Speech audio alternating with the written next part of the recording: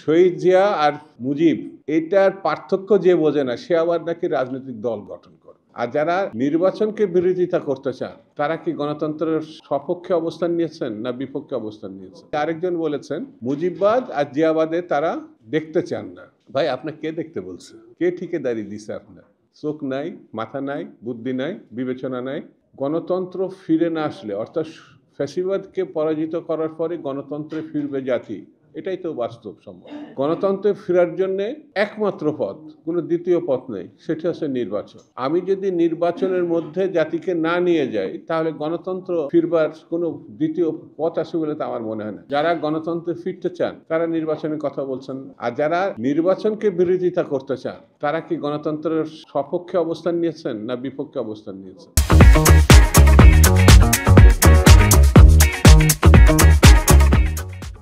এটা কিন্তু বাস্তবোচিত কথা।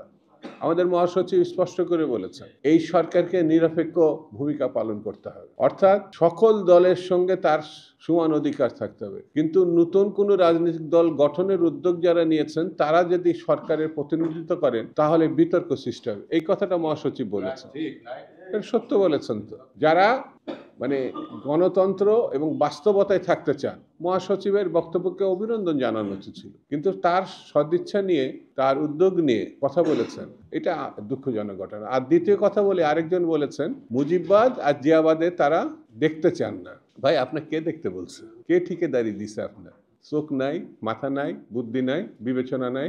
মুজিব আর জিয়া এক জিনিস না। মুজিব গণতন্ত্র হত্যা করেছে, জিয়া গণতন্ত্র ফিরিয়ে দিয়েছে।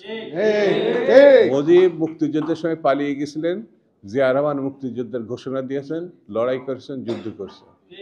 মুজিব বাংলাদেশে দুর্ভিক্ষ এনেছেন, শহীদ জিয়া দুর্ভিক্ষ মুক্ত করেছে।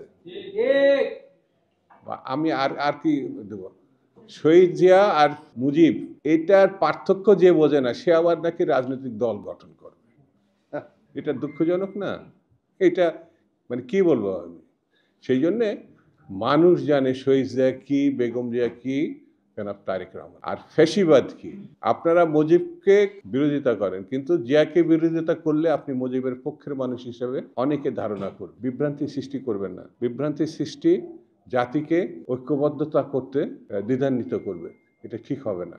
সেই জন্য আমার মনে হয় বিএনপিকে সমালোচনা করতে গিয়ে যে আপনি পরোক্ষে গণতন্ত্রের সমালোচনা করছেন, ফ্যাসিবাদের পক্ষে চলে যাচ্ছে, এটা কি আপনি খেয়াল করেছেন?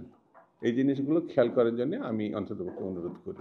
সামনের দিকে এগিয়ে যাওয়ার জন্য এবং গণতন্ত্র প্রতিষ্ঠার জন্য যেভাবে ত্যাগ স্বীকার করতে হবে তার জন্য আমাদেরকে প্রস্তুত থাকতে হবে। সবাইকে ধন্যবাদ। খুদা হাফেজ। বাংলাদেশ জিন্দাবাদ।